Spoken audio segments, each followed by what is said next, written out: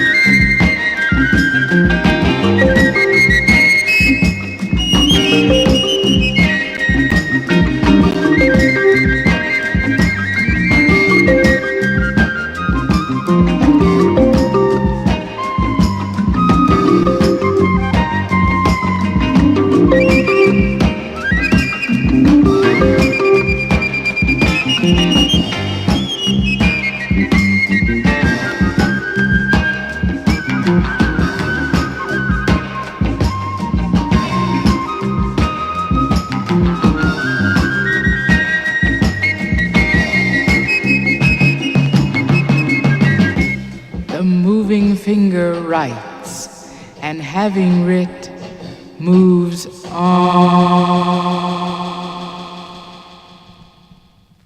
Yeah. What a classic, right, Stunty? Beautiful. Explain that instrument, Stunty. The flute? No, the flute, you can explain the flute if you like to, but what I want to know about is the instrument that we see on the cover. Show the cover, Thomas. Yeah, she normally played the harp, Yeah. but this one she played I think it's a Japanese instrument. Yeah, it's well, I'm not sure exactly which one it is. There's a lot of instruments that are like that, like in China, in Japan, in India, in the Middle East. It's so difficult to say. It's not, but she doesn't play it with the sticks, or it doesn't look like. It says Dorothy Ashby vocal introducing and koto staccats vibes.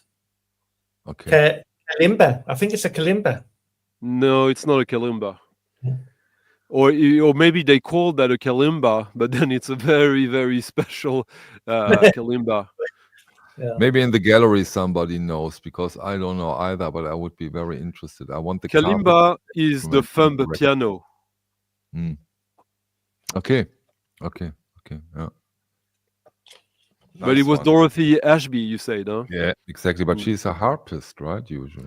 She's an arranger, soloist, harpist, and like she's done a lot of stuff. Yeah.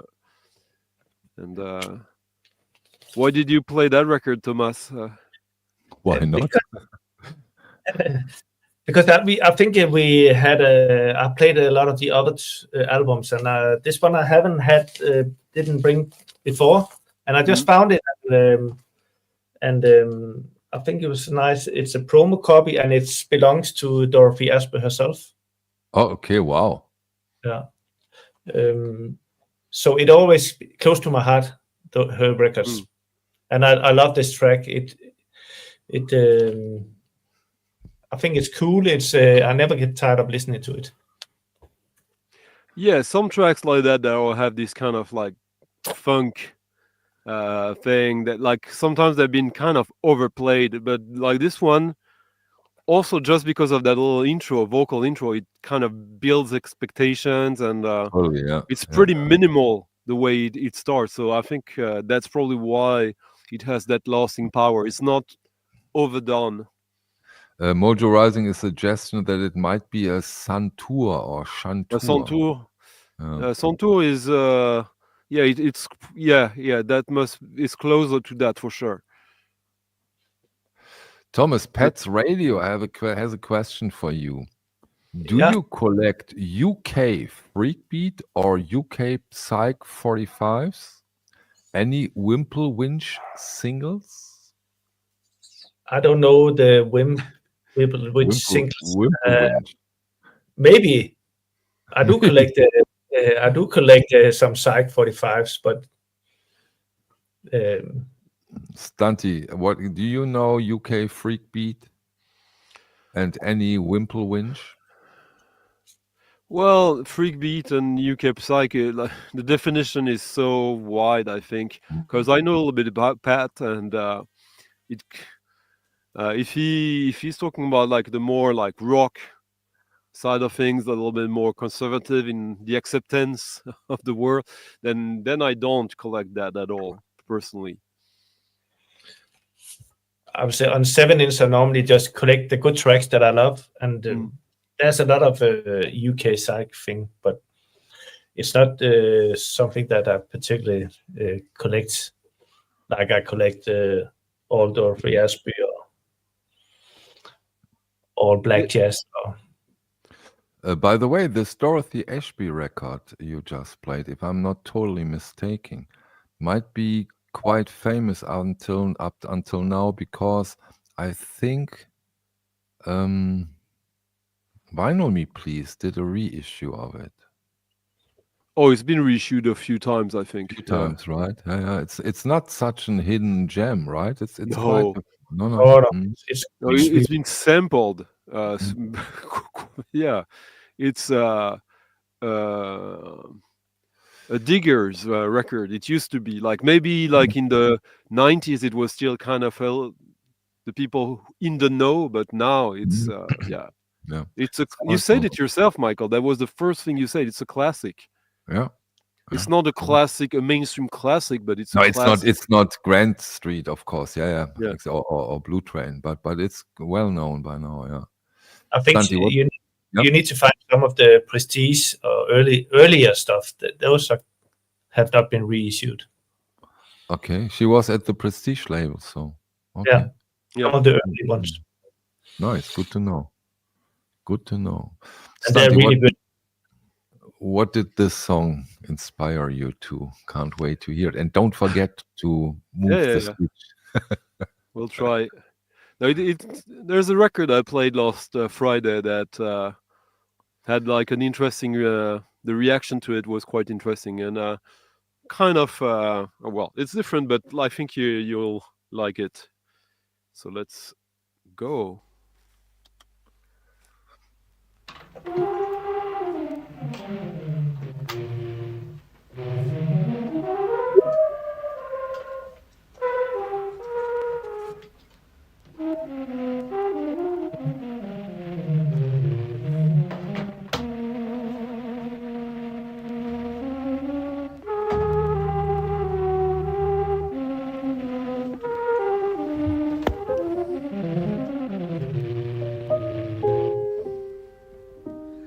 Nice.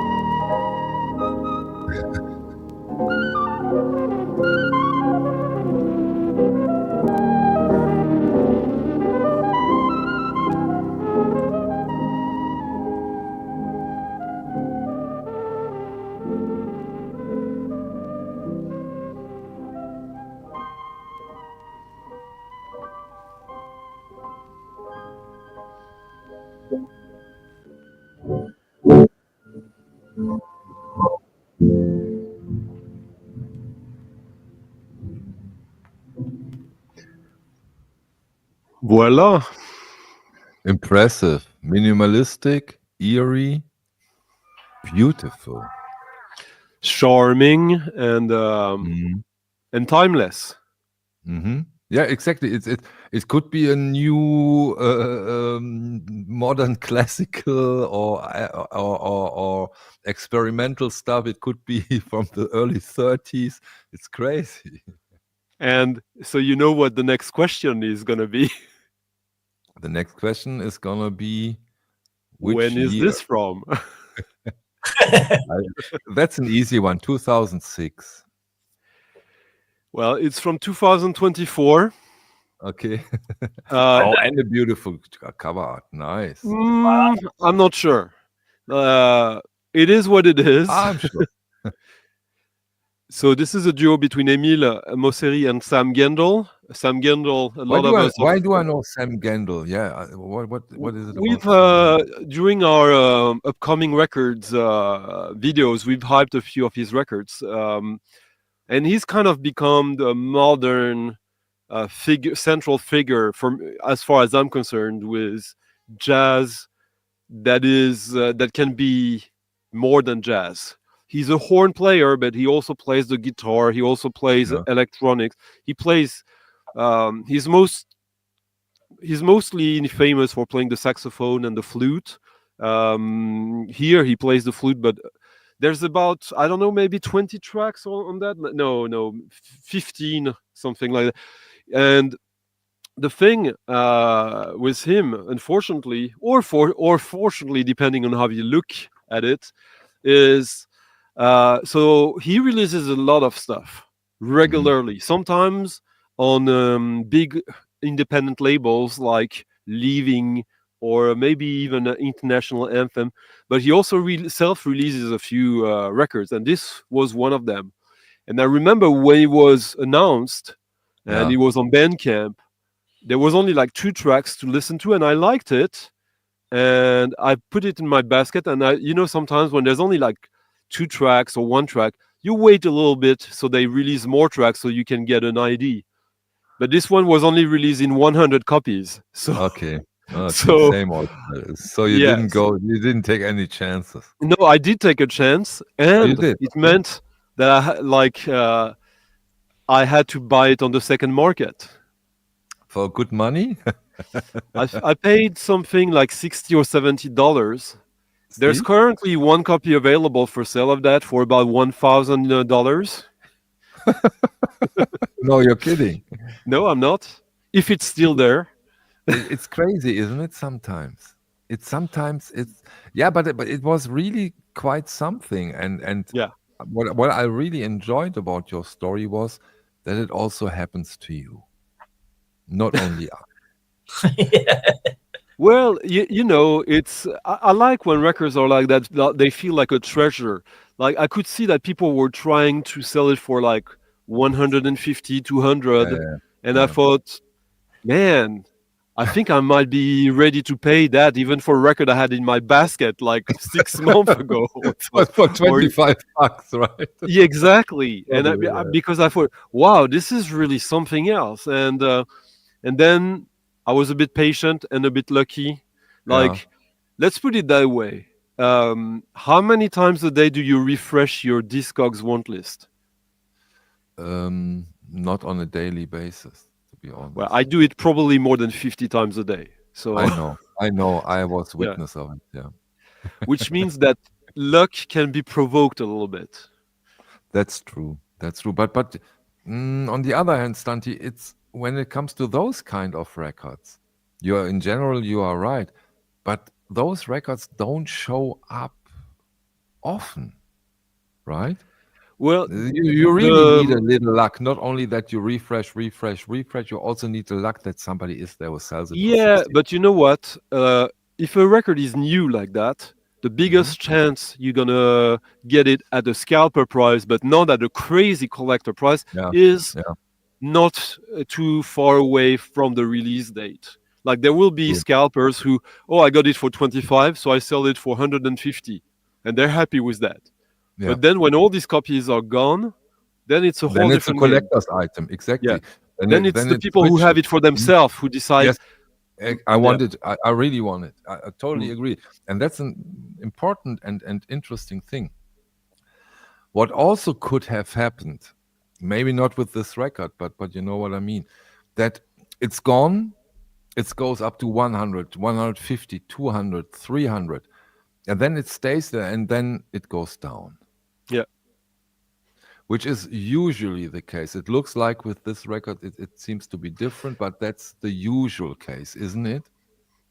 I don't think so. I think there's a certain scenario where what you describe happens. It's when an artist is not necessarily active anymore, or very not that active. When it's someone who has like who's very productive and has stuff that is easy to find and stuff not easy to find, then that is a sort of virtuous circle for him, not for us. I agree. Of course, you will have an eye on that, but usually, I thought also from the cover design and stuff like that, this is a Boomcat release. I was wrong now that I know, but usually when this kind of things happens, a couple of months later, maybe a year later, the latest, you get a crystal clear vinyl reissue or whatever colored vinyl reissue of it.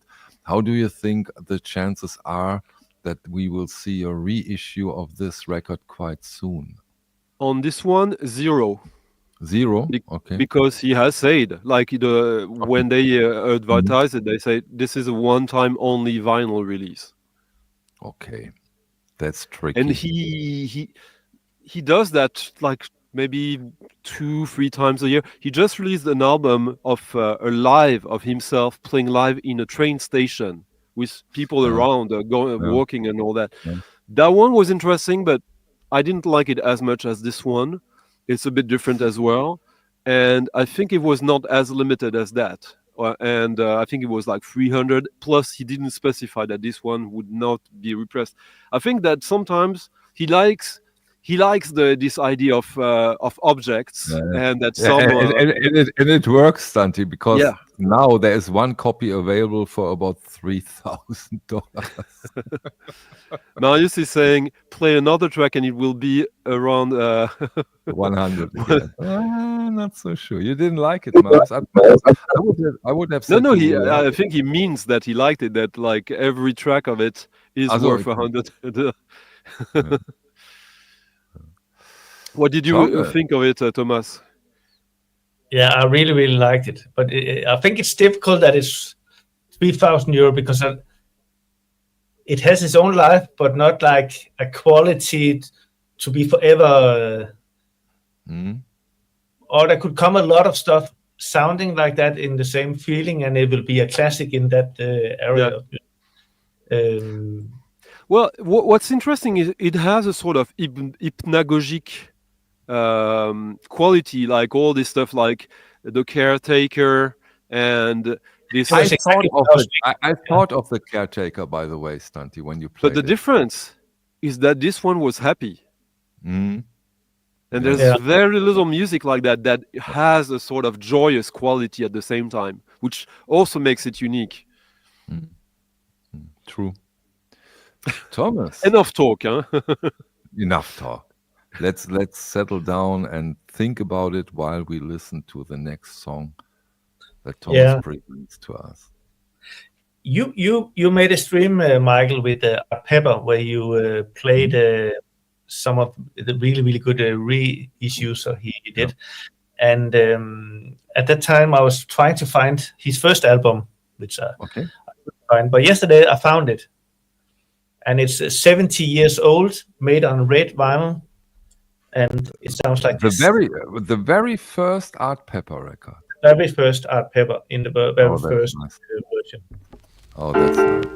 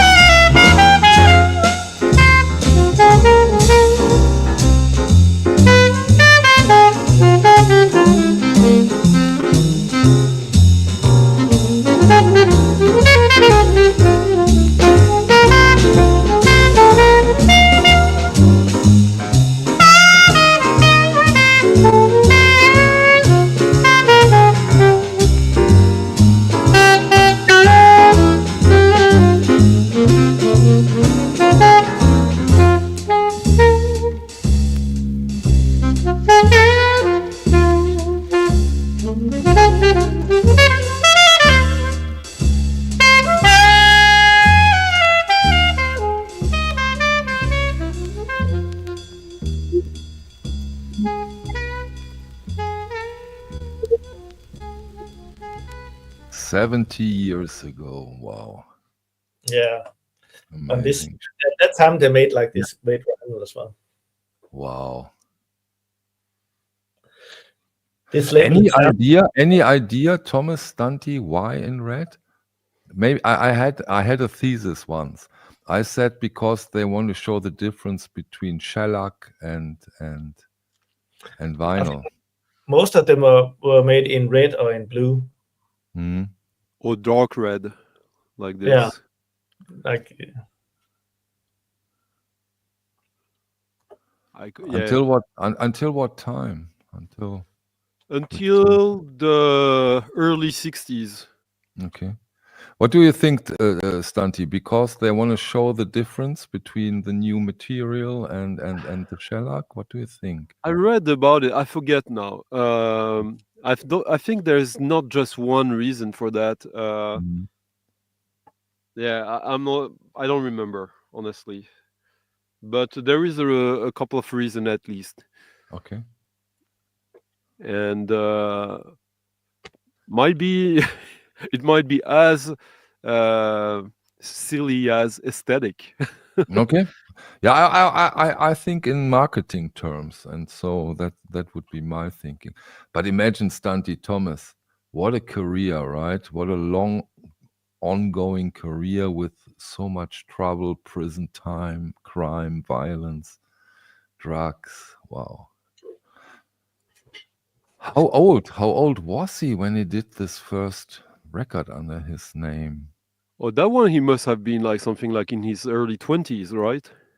Probably. He was 16, I think, when he became a band member. He was quite young. Quite young. he was born in 1925, 25. So Okay. 30 years old.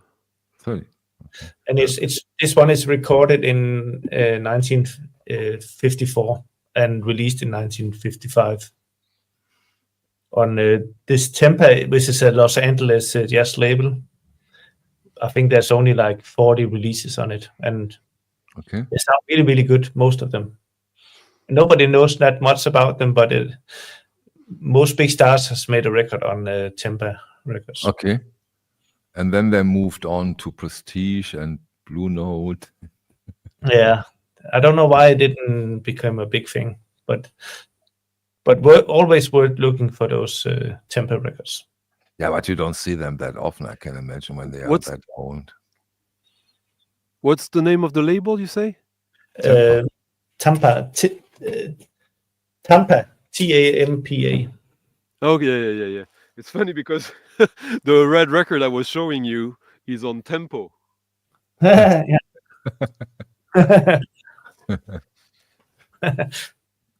Okay.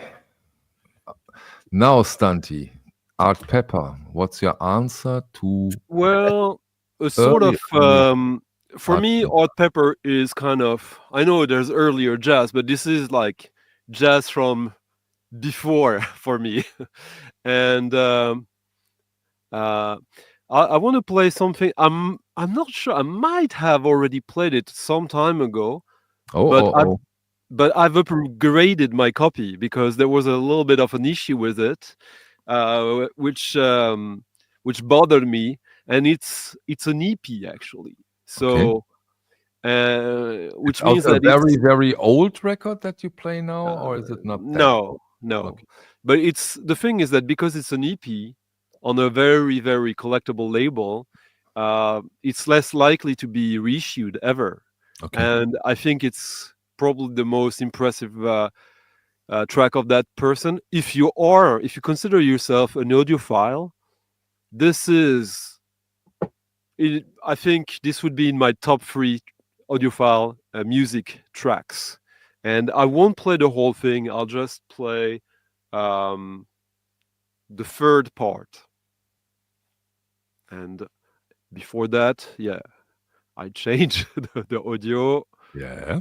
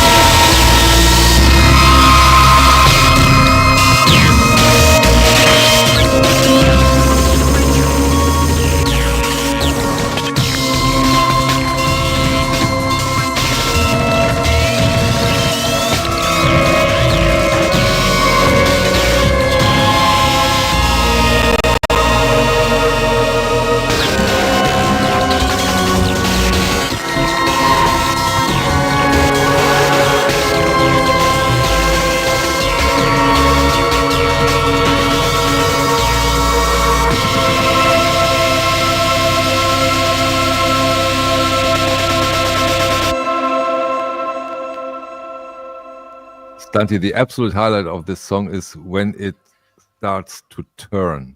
Those 1 minute, you know, when it this slow start, this caretaker feeling, and then it starts, and that's the best part of it. Do you agree? Oh, it's absolutely incredible. And the first drum you hear sounds exactly like it's a scratch, but no, it's not a scratch. So your upgrade wasn't needed. You always thought it's a scratch, and now you know. No, that track is just incredible in terms of sound design, but also musicality and inventiveness, and how you have this long, like almost like religious ambient track, and creeping in these sounds that you don't know what it is, but like actually someone was saying 303 madness. And if you know Square Pusher, and again, like all the joy of this record, you know, like a DJ bag jacket, but Square Pusher, so it's a square hole instead of a round one. I've never seen that that way.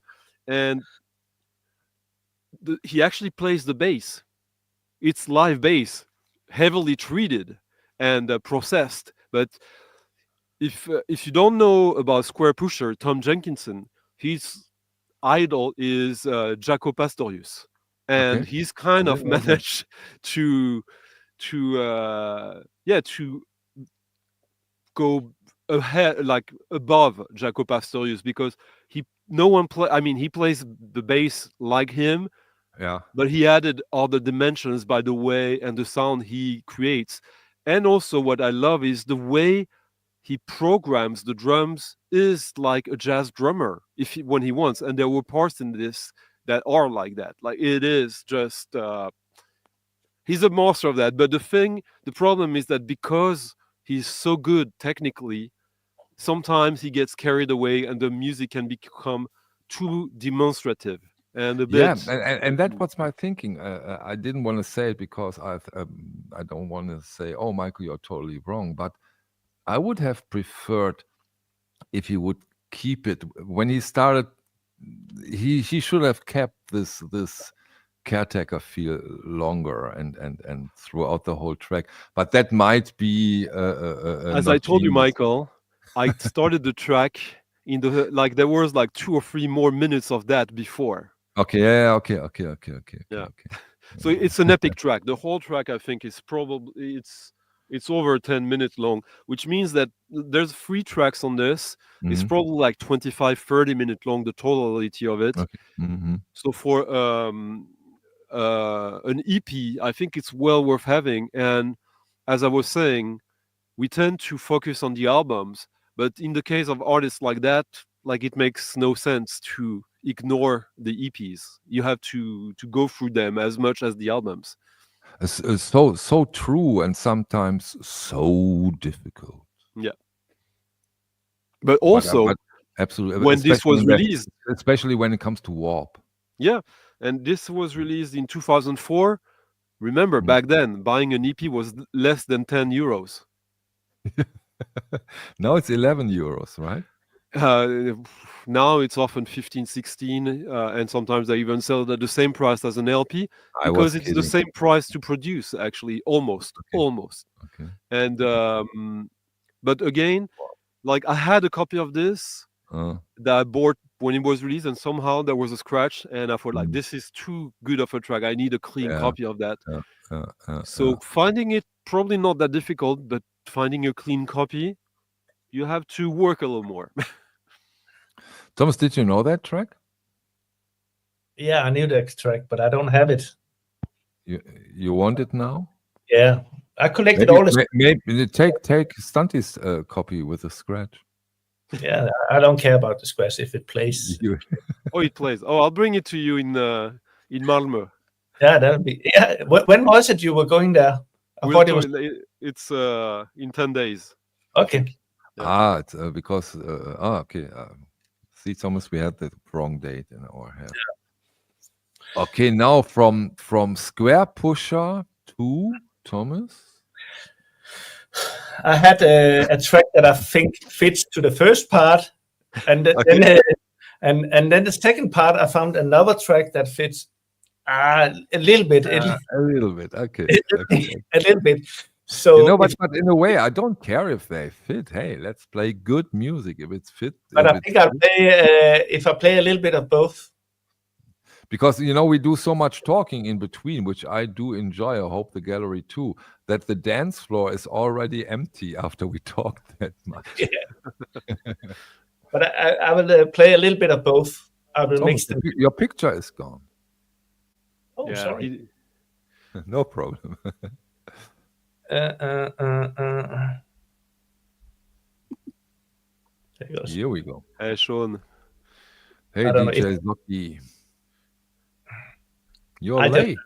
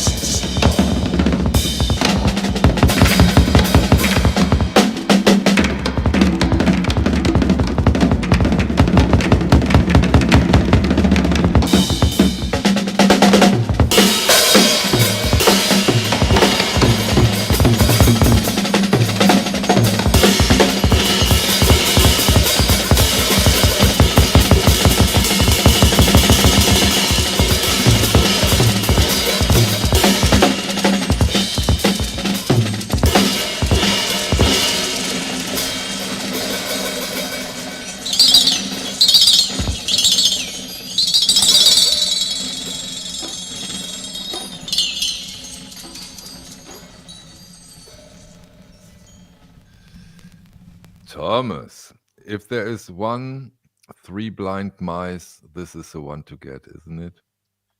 I think it's one of my favorites ones. I think on Three Blind Mice there's around 100 releases, and this one is number 18.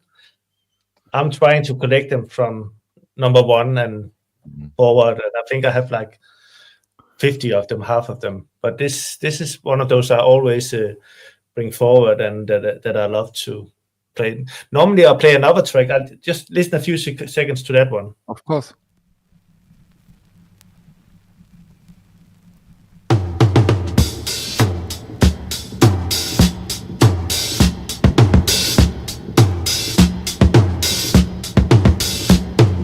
Tell me what to do, 'cause I'ma be me. I'ma be me. I'm gonna be me. Yes, I'm gonna be me. I don't ask you to tell me what you think of me. I don't ask you to dig me, so why can't you see that I'm gonna be me? I'm gonna be me. Yes, I'm gonna be me. I'm gonna be me. Don't tell me what to say. No, no, no, no, no, no. 'Cause I'ma be me. I'm gonna be me. I'ma be me. I'ma be me. I can't believe you when you say you're on my side. I can't believe you when I know you lie, lie, lie. So I gotta be me. I gotta be me. I gotta be me. Yes, I do. I gotta be me. It's Funky a great style. album. Yeah, and it's.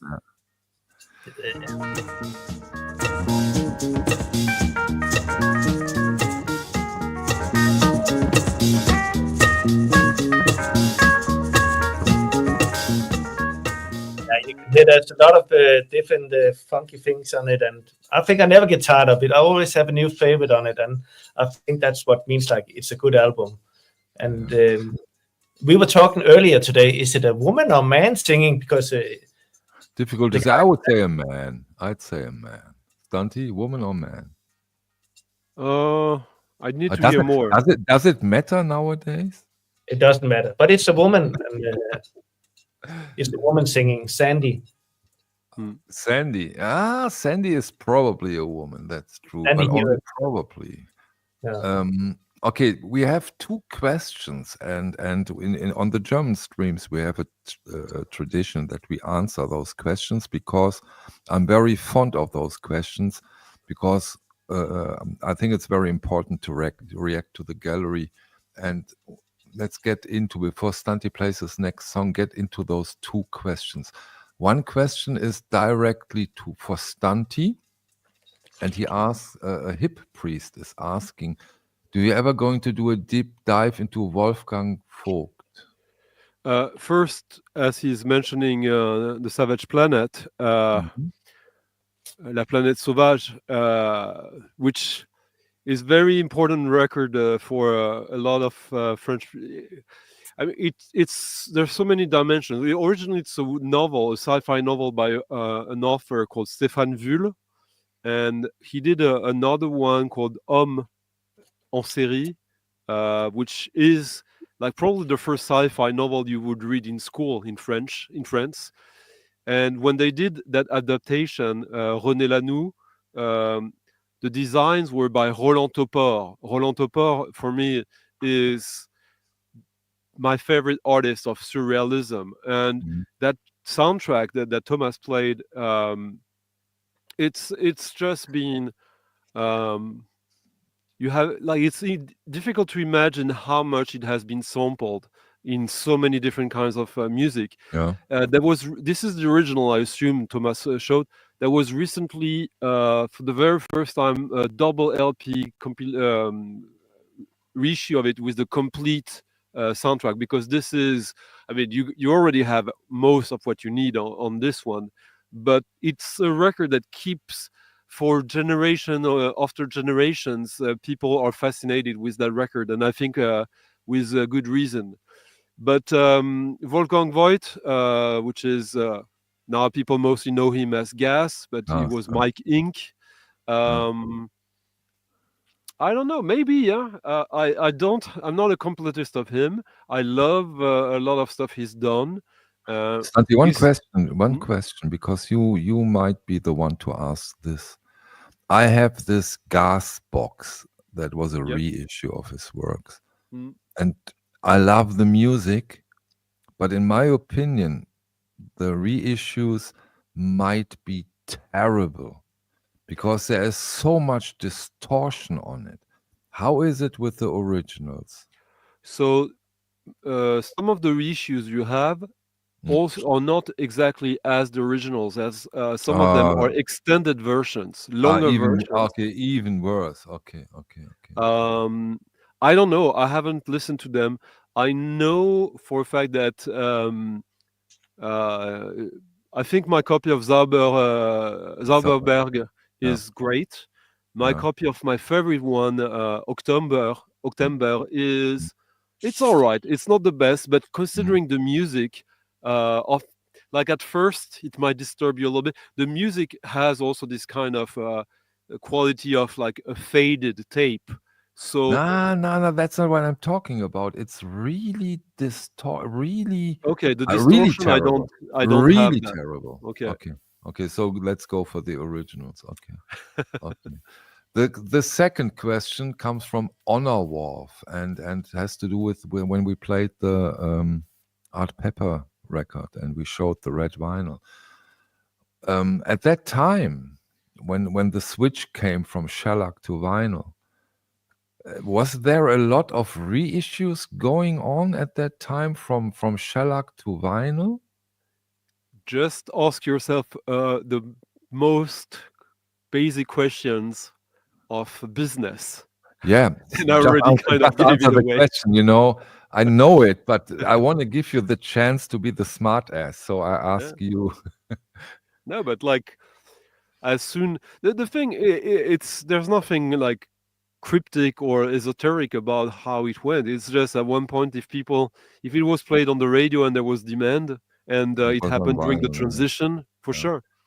So the main thing probably would have been Elvis, right? At the time, he was also on shellac. Thomas, yeah. A lot of the Blue Note things that Yeah. Okay. were reissued, like a lot of the 1500 series came out earlier, and were because there could be less music on the shellac. So when they could put out the vinyl, they had the chance to complete, and sometimes they took two of the shellac together and made one. But was that the time, Thomas, when a lot of the Blue Notes has been 10 inches? Was that the switch from shellac to vinyl? Yeah, the 10 inches was also a different vinyl type. Like it's not shellac in the way, but if you take earlier jazz from the 30s, a lot of those came out of vinyl. When it was possible to have, because there was not much space on the early ones, so sometimes they couldn't have a complete song on one shellac. Stanti, you probably do know, as you have had a record a pressing plant. Why was there such limited space on shellac? And what was the advantage of vinyl? Well, it's. I think you're mixing up one thing there. It's not that. So it's a 10-inch. Yeah. But the main factor was that it was on 78 RPM. Okay. The technology was like that back then. I have some shellacs that are 12-inch, so you would have more than. But it's so one question, Santi. The switch from shellac to vinyl was also the switch from 78 RPM to 33. Yeah, exactly. Yes. Okay. Why? Commerce again at first. No technical reason. I mean, to have more music on the records. Yeah. You can only have nearly one track on the 78. Like some of the earliest 12-inch LPs, Micro Groove, were compilation of shellacs that had Mhm. only 2 tracks, two Mhm. tunes, or yeah. Nice. Yeah, and of course, Justin is right. It was very brittle, of course. Yeah, Well, I don't know unbreakable. what he means with brittle, because I have a bunch of Yeah, but shellacs. they are like glass, right? Yeah, and if you preserve them, they're perfect. Mhm. I mean, they're not like Mhm. um, I don't know if what Justin has in mind, but like if you have this idea that shellacs would age less well No, if but they're well if preserved, they no. fell on the floor, they are like a Oh glass, yeah. right? Well, you know, they have no, not necessarily, because you know, they have the metal part in. Like, there's 2 types. There are the ones that are indeed, like, in Sweden we call them stone cakes, and these are the ones that that would break. But there are the ones that have yeah. Well, Okay, music. no, Stanti, your turn. yeah.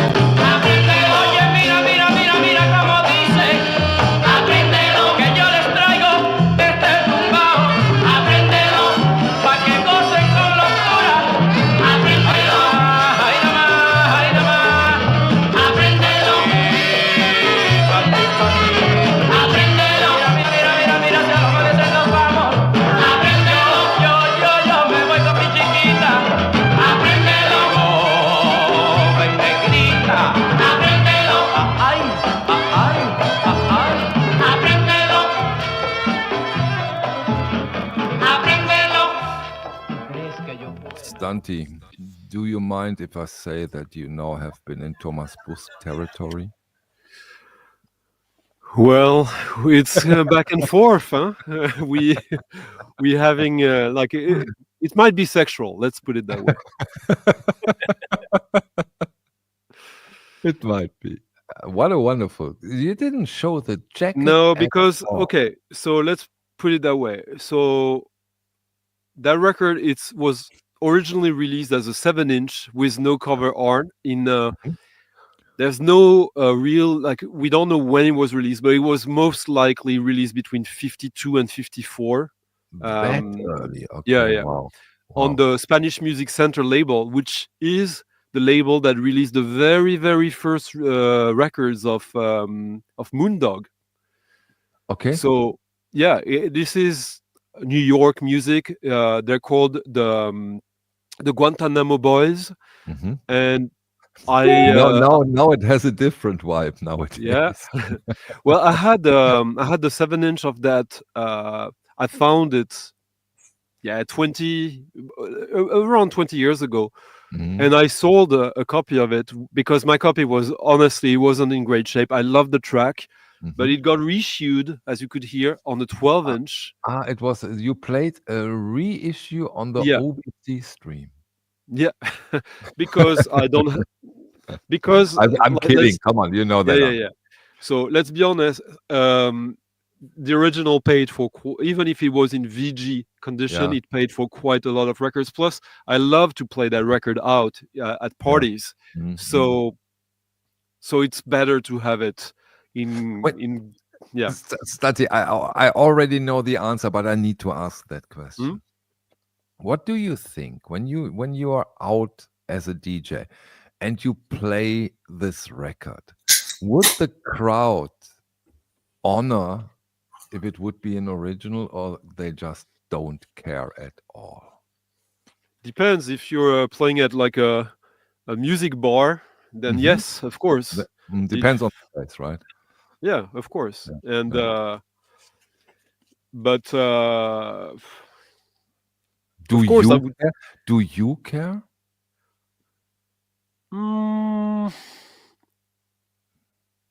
It's interesting for me. Yeah, I care, not in the sense that I prefer or anything, but Mhm. it will tell me something about the DJ. Mhm. It's just giving me some information about who it is that is playing it. Very smart answer, I have to say that. Yeah. Well, because also if I listen to a DJ to discover stuff, if he has an original of that, then I assume he will have other stuff like that. What makes, though, I must say that what makes that track stand apart, in my opinion, like they had, I think they have 3 singles. I've heard 2 of them, and this is by far the best track of theirs. As you heard it, the vocal, all the improvisating he does, and also the trumpet solos. That's really what makes the track, because basically you have a basis, like a groove, a repetitive groove, and some tracks like that, they don't give you much more, but you could feel that in that track they're outdoing themselves. They're going a little more subjective. They're doing stuff that some will like it, some won't like it, and that's so? why I think You think that I think a little different. I think when they play, they say, "Oh, we are onto something here. Oh, this is great. Let's go. Let's go. This is great. This is great. This is cool." That's what I hear when I hear this song, and when they go and go and go. Yeah. I mean, if you think about why and how, sure. But what makes it sound different and stand apart from other tracks like that, from them and others, because the Spanish Music Center label, SMC, there were like dozens and dozens of labels like that. And because you like 2-3 tracks like that doesn't mean that you should buy them blind. Quite far from that, I would say. Like library records, and then you are at home and you listen to a polka record, right? I mean, it's gonna be good, but it's gonna be a bit. Some of it is quite like generic and doesn't have like that it factor or something, in my opinion. Thomas, I don't need to ask you if you like that song. Yeah, especially like when you find some good tracks from the 50s, and you need to listen to hundreds and hundreds before you find the one who has a character and a volume that with that power. It's not that often that songs are that powerful.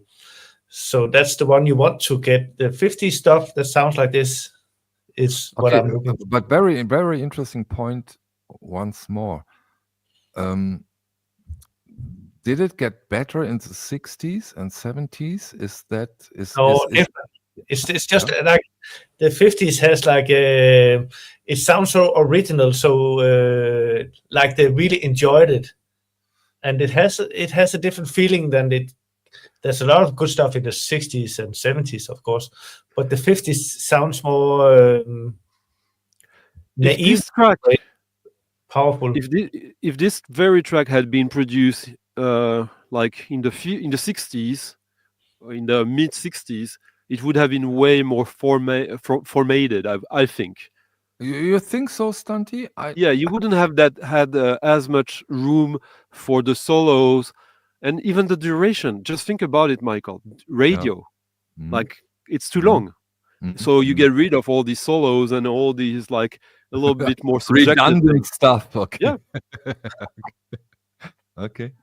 Interesting point. Yeah, probably you have to have a certain length. Oh, yeah, of course.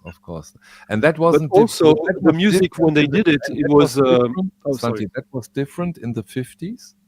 You had more because time. No rules. Also, because there was no, it wasn't a formula yet as much as it became. So, like, there was less rules about how is that. Like, for example, if I do a techno track right now, I'm supposed to make every new sound enter every 4 beats. We don't even question that anymore. That's the rule, right? It's a rule, but there's no rule. But it's just that we've become all formatted with that. And I tried on some tracks of mine to have like numbers that are not exactly symmetrical like that. And you see people get like confused, really, even if there's nothing that makes it more difficult to dance to at all. It's just that over time, when something becomes popular and is repeated, it becomes more and more formatted. Yeah, nice comment from Emilio Valdez. The whole Boogaloo scene had an inherent joie de vivre of the post-war at its core. Yeah, you cannot underestimate that factor, of course. Yeah, very good point. Thomas. Yeah, if this song has been made in the late 60s, it would have sounded more like this. Yeah, baby. Yeah, you got it, man. You got it. Wrong number. You got it. Where you is, baby? Yeah. 1 o'clock. At 1 o'clock, I called you home. 2 o'clock. I waited here for you to phone.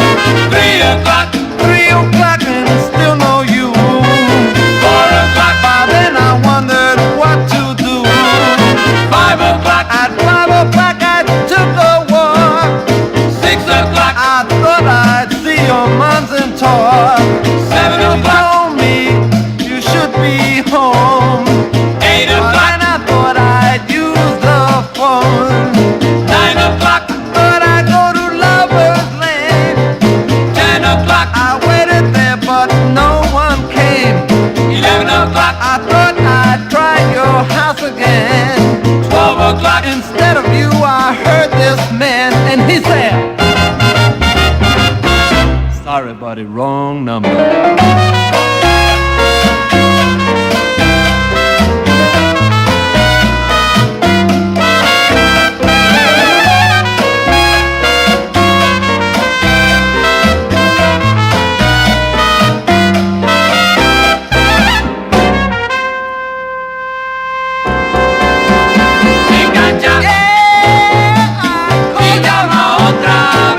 I tried to use the phone.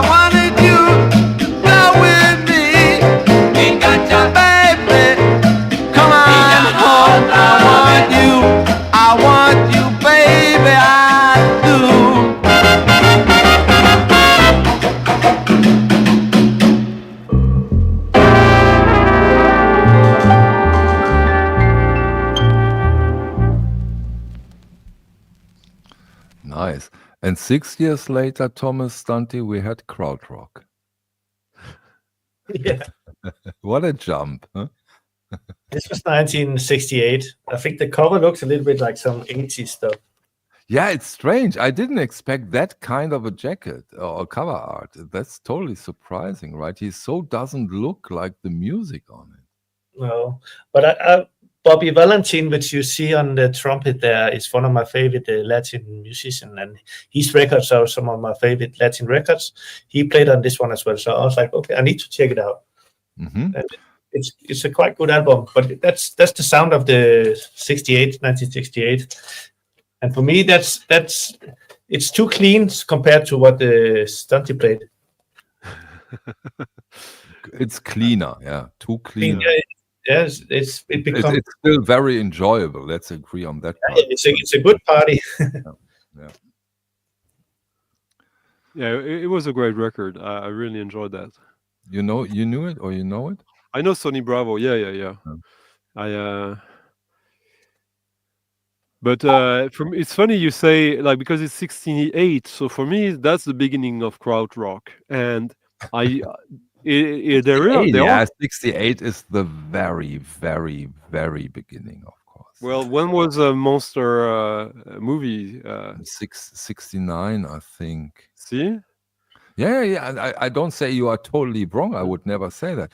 But yeah, imagine that. Imagine that leap. Imagine that jump, huh? But also, like, the aesthetic of that, it kind of has a sort of like budget aesthetic in a way, which you can sometimes find also in some krautrock stuff from the early 70s, like these titles that, like, okay, whatever. They're not really artistic, but you had to have the title. I don't know if there is so much whatever when it comes to krautrock. I think at the time they took themselves quite serious. Yeah, I think at that time in Germany, Stunty, whatever you do, it has to be serious and I'll give you an example then. Yeah.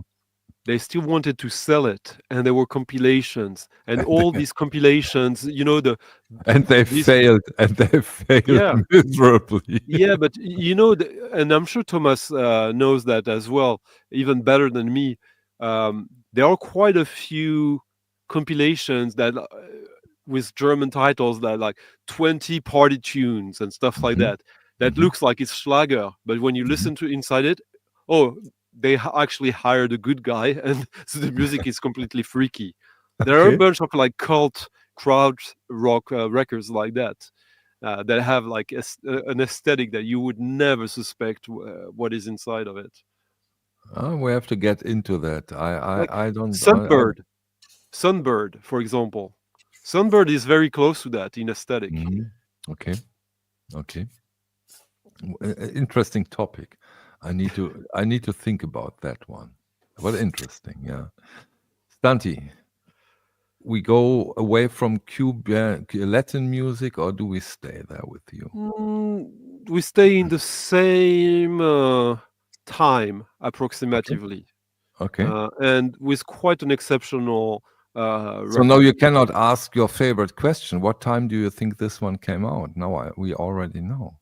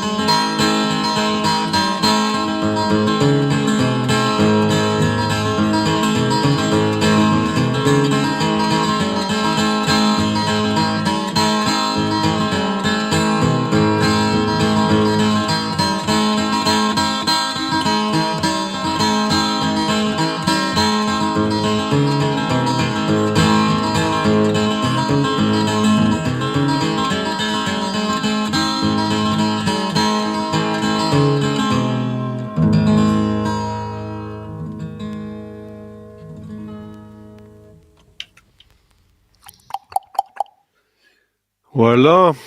So one of my absolute heroes, one of my top 5 favorite musicians ever, John Fahey.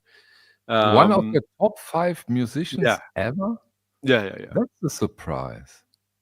Yeah, I'm absolutely... Sorry? I tried to find them all. They're really difficult to find the first issue. Yeah. I have... after the 4th one, I have only first pressings, first issues. But the first 4 ones, this is the very first mono pressing from 65. And as Thomas is saying, this is so difficult to find. And to find This is an original from 1965? Yeah. And this is a beautiful look at how clean it is. Yeah. Santi. And that was a VCLT. Oh, that's a nice VCLT. Yeah. Wow. Very, very nice. Wow. The problem is... Did he just number his records? Until what number did he do that? Sorry? It's number 3. How long did he do it? There's like... I think there's like 5 volumes before they just got normal names without volumes. And so his very first recording is from 1959. The first split album, which is basically him on one side and him under a fake name on the other side. But the first 3, including this one, when they got reissued later, he re-recorded them. So the versions that most people heard and know are not the same as these ones. They're a little bit different. Yeah. And so this is steel guitar, finger picking, solo, cyclic folk music. So just at that point, he's like literally, in terms of dexterity, like this is the best guitar playing you could ever hear. All good, Santi. But please, let's dig a little bit into it, because everybody who knows you is now quite surprised. I would not have figured that this is amongst your top 5 artists. That's a huge surprise. Why is that so special to you? I remember, so basically in the mid-90s, I read about him in the Wire magazine, and the way it was described, it sounded interesting to me. I was doing music in a sort of rock band, and I was not really in love with the guitar. And I guess also Jim O'Rourke, who we talked about last week again, he did an album that was sort of a pastiche of John Fahey called Bad Timing, that I really, really enjoyed. I think it's in good title for a musician, Bad Timing. And I mean, when it was released, I had already heard about John Fahey, and I remember back then it was before the internet, for me at least, and the very first records I bought online on eBay in 1998 were John Fahey records, because I didn't think I could ever find them in France back then. So that was one of my two main focuses. And he was still alive back then, and I got about like something like 30 plus albums of his. I don't have every single one of his. There are some that I don't feel I need, but No, Stati, I have a picture in my head, and you know what that is? When you are not live and playing all this crazy shit, you know how I think that is not. Don't take that literally. Yeah.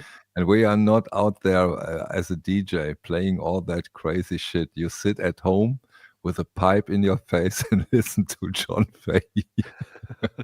Well, that might be arranged. One crucial thing that I forgot to say, though, is that he was a student in Berkeley, and before recording any music, he went in the Deep South, on the like Louisiana, Mississippi, and all that, where he went to record the legends of blues and folk music. But when I say legends, they were literally legendary in the sense that people talked about them, but had never heard them because they had never been recorded. So he literally went there to record them. Okay. And he processed all of that to create his own take of this. And if you remember in the track I played here, which is quite nice, that there is something quite unusual for traditional blues. He uses a lot of dissonance. He basically uses the harmonics that he basically took in account the ideas of Indian classical music, microtonality, that if one key was not right, didn't matter. He would use that and create the melody around it, because as I said, it was steel guitar, finger picking. I forgot to say also open tuning. So he would create his own tuning of the guitar fairly often, and it wasn't like the traditional tuning, which also was quite revolutionary in music back then. Like there are tracks where you will hear, for anyone who plays the guitar or who played, like when you play some keys and then there's a resonance that is created with an additional key. That's what he was trying to play with. It was not just a side result that you had to do with. He wanted to create that and for it to be the basis of some of the melodies. And the first few records he plays impeccably. By 68, 70, he still plays like no one can play, but he doesn't care as much about the technique and hiding all the little bit, the little, not mistakes, but you know, the friction and all that. The little flaws. When his protégé, Robbie Bachot, and also Peter Lang, they managed, even if they did music that was very similar, they would still care a little bit more about like hiding these things so they would be perfect. But John Fahey, that's also something that I think is quite interesting. Also that in the later days of his career, in the 90s and early 2000s, he did some very, very experimental stuff. But even in the 60s, he signed with, I don't remember which label, but a big label, and he did an album called Requiem, which completely destroyed his potential mainstream career, as he basically did a musique concrète album. Okay. Wow. Like they hired him to do like a blues folk record, and there is some of it. He did something else. Yeah, on Vanguard. Thank you, Justin. No, thank you, Thomas. That was not that bad, right? No, I love those records. I'm just a bit jealous, but they're really good. It's enjoyable to see you jealous every now and then. Trust me on that one. Yeah, there's still a lot of records that you want, but it's also nice to take them one at a time. Exactly. You Always know, one at a time. A problem I have now is that as I had made my peace with having the 4 first one to have like second generation, first generation reissues, now I have a very good copy of the third one. I need the other ones first. Of course, I can imagine. Yeah, I can imagine. Yeah. Thomas, I have nothing like it, but this one, the first 3 seconds could be in the same area. okay, at least 3 seconds.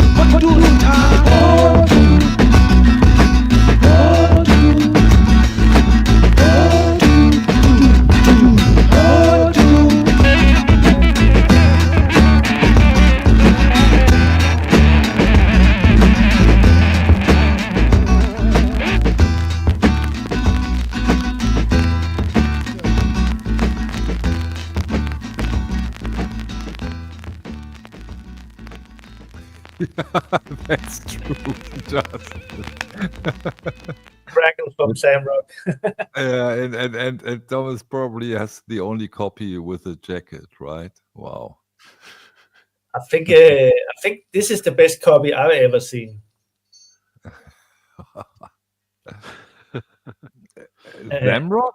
Is that real Zamrock, or is it just from Africa? It's a real Samrock. Okay. On Nice. Chris editions there. You can see even the label is not. Yeah. It's it's crazy. Double D. I love that. Stanti, do you have any idea about the numbers that got pressed at its time from those records? Any idea? Any rumors, Thomas? The early ones was only pressed like a few hundred copies. Okay. Because in the first one they did them, they didn't have a record plant in Zambia, so they went to Kenya. Mm. So they did bring home what they could have in the airplane. Mm. Ah, okay. It was 200-300 copies as the first issue. Was that mostly a radio station thing at the time? Because the Zamrock came up due to a law, right, in Zambia that they had to play a certain amount of Zambian music on the radio station. So did 99% of those copies went to the radio stations? No, it also, a lot of them went to the radios, but they also went to DJs because at that time Zambia had a success with I think it was selling copper, like and they had a lot of money at certain times, and then they went out partying for many years. But as you say, the early ones, you would mostly find them at radio stations and DJ archives nowadays. I have some of the early ones, and they were not pressed very well. Really bad pressings, but the artwork's still good, but playing them is it's not good. When did that became the it thing? Something like 4 years ago? No, that's not true. It's longer. It kind of is, though. Not that. It's longer, isn't it? I mean, Thomas didn't buy all his Zamrock titles 4 years ago. No, I think it's not many years ago. I think a lot of the DJs starting to collect those maybe 5-6 years ago. See, Michael? Really? Yeah. Stanley, you're such a smart ass. It's terrible. No, it's that young. Yeah, because so these early ones, there's 3 places or 4 places where you would find them 4 years ago. Either with the very few people who were collecting that already, like with no acknowledgement from other collector scenes. But still expensive? Yes. No. Okay. No. Okay. Oh, I mean, yes, of course, but not like it is now. It went really fast. But the early stuff, remember, like, yes, there was the context of like, okay, we're gonna produce that music because then the state has created a condition to promote this. But guess after sending these early records to the stations and to the DJs, guess where they send the records after that? Tell me. The US. Okay. They did rock. They hoped to break out. So they literally said, yeah. Okay. So it was there. Okay. So that's why you actually kind of find some of them in the US anyways. Okay, because they wanted to be the next big thing. Yeah. And they wanted to be rock stars. And it never worked out. No. No, they tried to look like Black Sabbath or Beatles or whatever was huge at that time. So it has its own, but not as good as any of the original. But now we can see it from a perspective where it's like, okay, it has a nice, naive, cool, tough. Come on, the guitar on that record was amazing on that song. I'll say there's 100 Sam records that are cool, made from 73 to 77, and they all have good tracks on them. It's amazing how they made something good out of it. But they're not playing as good as Black Sabbath, but different. Yeah, I love it so much. I've connected them. Yeah, Justin Peters is correct. Like there are labels that have, as a niche, been interested in that for quite some time. But try to find a VC video about Zamrock that is older than 4, 3 years. Try finding one. Oh, Stunt, I have to say something, but I don't. Yeah, I know where you're going. And I think now and again reissued much more during the last 3 years. Now and again is also Madlib. I think Madlib introduced a lot of people to Sandrock, and Madlib and now again two friends that. Do you two agree with Stock when he says that which introduction is one of the best Zamrock LPs? Which one? Which? Which one? Which one? Which? This is a quite good one as well. Power. It's also okay. Yeah. And I think I have a few here. This one is like the most famous one. I think that's the one he's talking about. Yeah. Look at the condition of this one. It's unbelievable. I know. Oh, wait, I'll make it big. Like you never see. Yeah. Dave Parson always said in his own way, which only he could do. He always said, Michael, African records are treated like floor tiles at the time. This is really, really good as well. You showed that one. Yeah, I remember that one. This is pretty cool as well. Negotiate. Mm. For a fan, what Thomas now does is flexing. But some people who collect those are now dying. They die. See the condition on those. That's It almost looks like a regular record, which is unbelievable. Yeah. Nice. And the Negosi family, he was playing on the one we played first as well. Here. Mm. Yeah, the cover art is quite special. Stunty.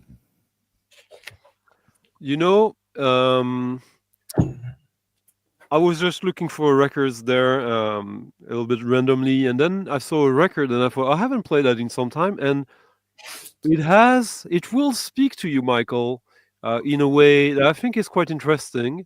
It will also probably speak to France Bizarre here. Yeah. So without further ado, I'll dive into it and we'll talk a little bit about it.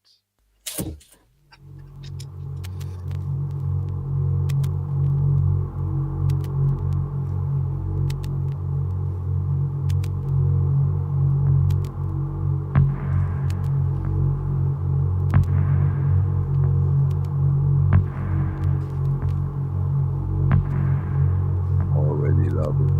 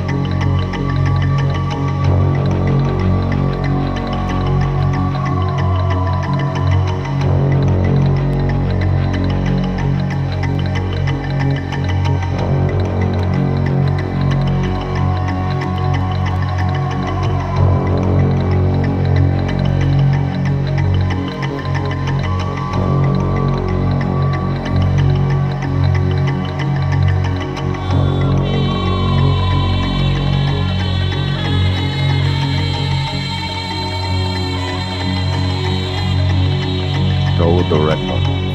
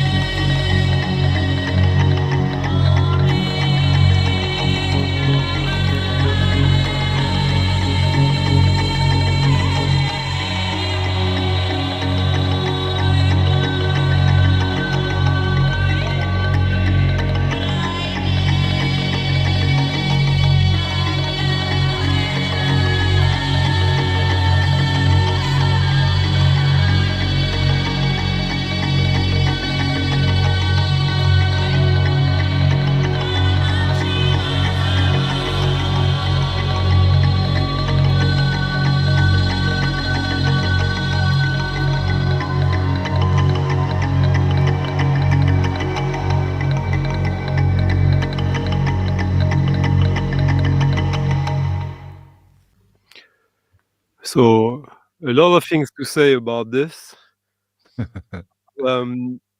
You asked me to show the cover, but I played that because don't you think that it shares quite a lot with quite a few records you have in your background right now, Michael?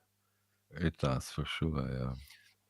But Although it lacks the Japanese touch, but yes, yeah. But it does have something similar, I think. But yes, I mean, the name of the band, Idée du Femelle, which is French, but grammatically very incorrect because they Who are would have thought Spanish. that?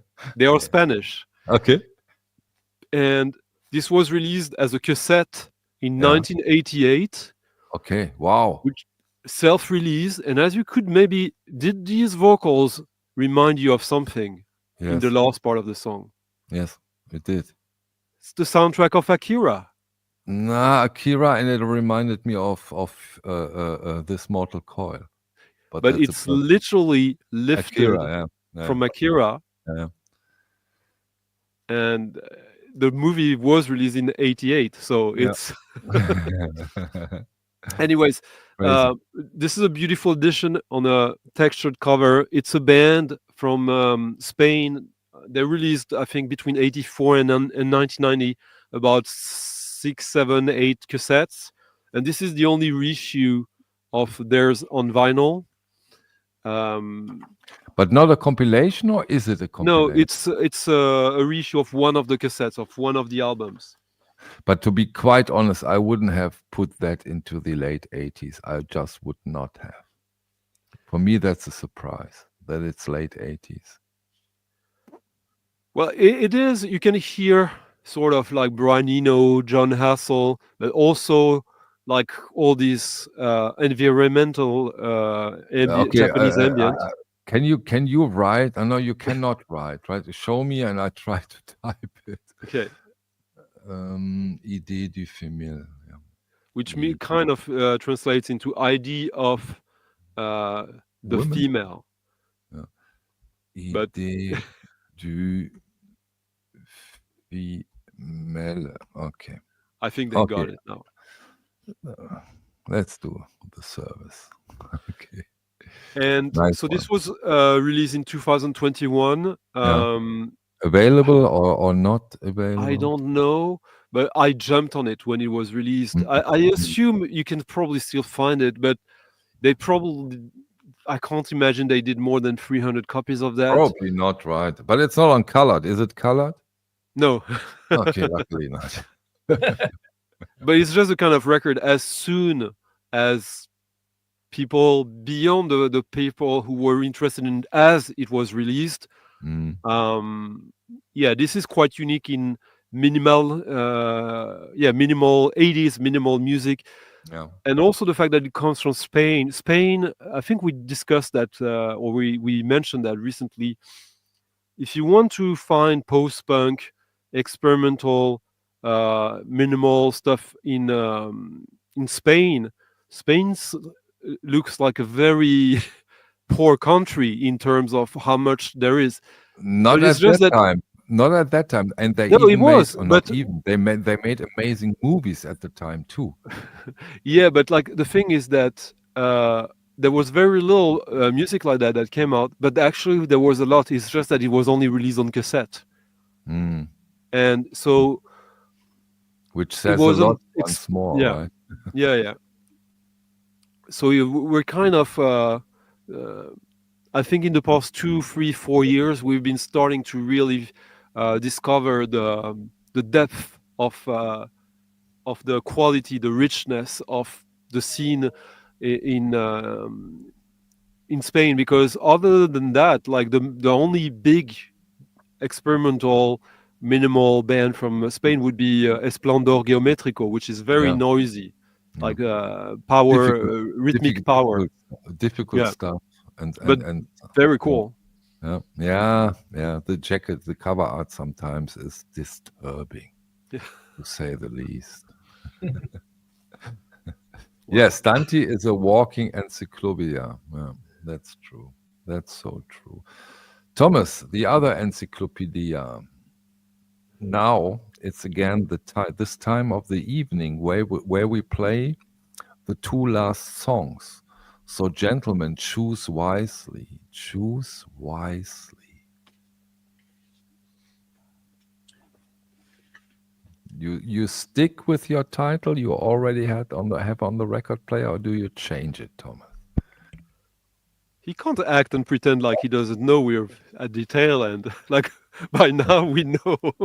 I took it off, and I will play a song that somebody asked me for yesterday if I wanted to sell it. Yeah. And I was like, I can't find it. I don't even know where it is. And today I actually found it, and I think, okay, I would like to play it. And for a long time, we haven't heard any reggae.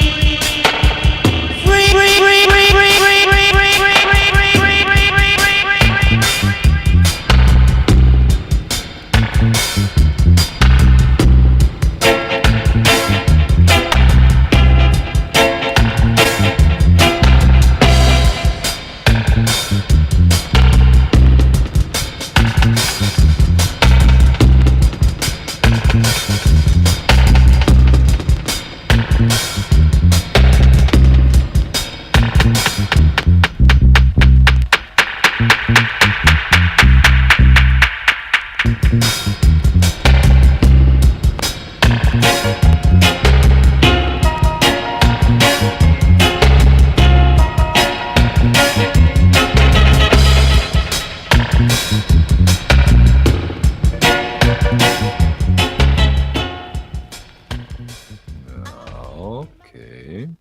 They were having fun in the studio at that time.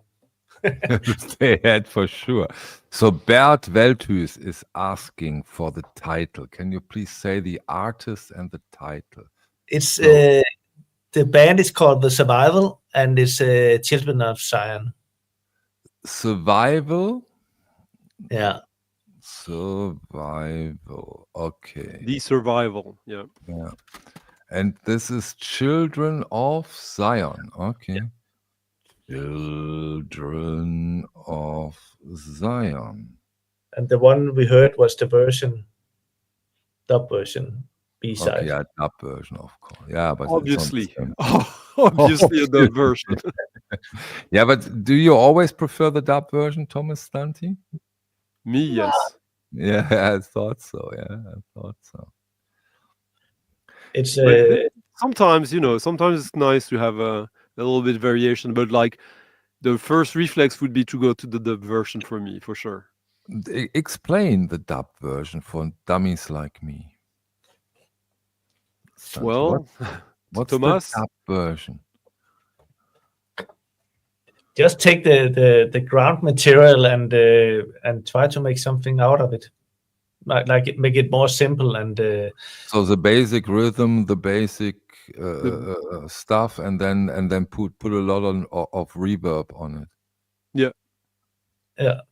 And somehow. basically focus on the bass, and the drums, and maybe one other instrument. But if you had like trumpets, saxophones, or guitar, you take it away if you can, if the song still makes sense, and you just keep the voice, the drums, the bass, and maybe a melodica. So put out all the stuff. Put out all the stuff that comes from this guy who went on for prison, who did the Let It Be Beatles. I forgot his name. Stanti, help me.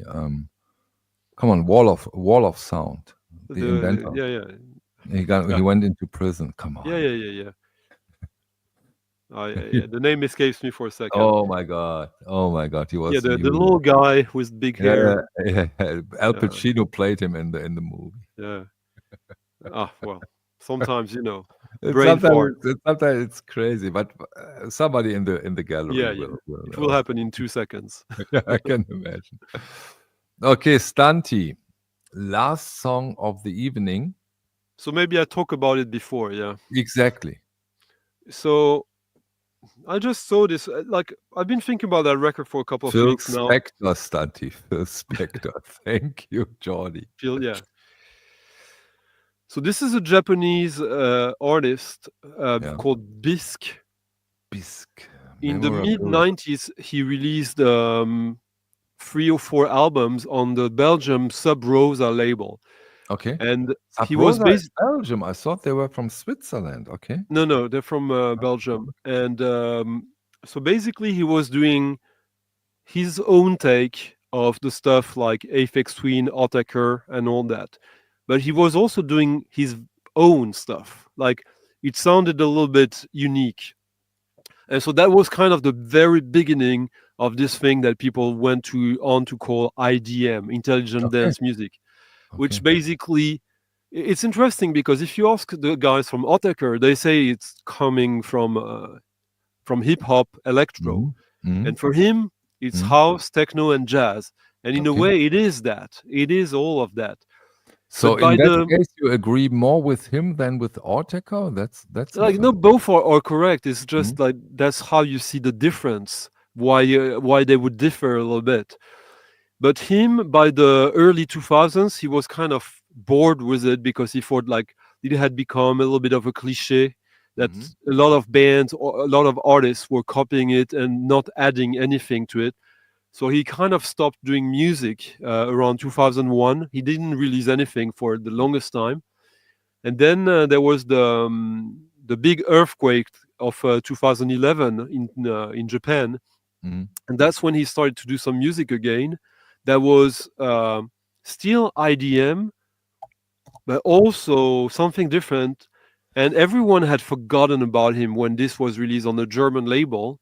And I still think that besides the horrible artwork, the bad marketing around it when it was released, meaning zero, and they didn't know what to do of it. Basically, this German label decided, oh, I love it so much, I'm going to release it. And it's a very small pressing, but I keep revisiting it because I found it, well, you'll hear. I think it's quite unique and beautiful, challenging, rhythmical. And it's a guy that me and a bunch of friends of mine who have released some very important records in that style. He was kind of, an artist's artist, like a sort of hidden secret that, like, the people who were doing that kind of music, who were good at it, he was one of the inspirations, but that never really got his due in a way. And I think this is his best record, or the most surprising, the most unique. So there you go. So can't wait to see you next week. Let's enjoy the last track of the evening, and thanks for joining us. Enjoy.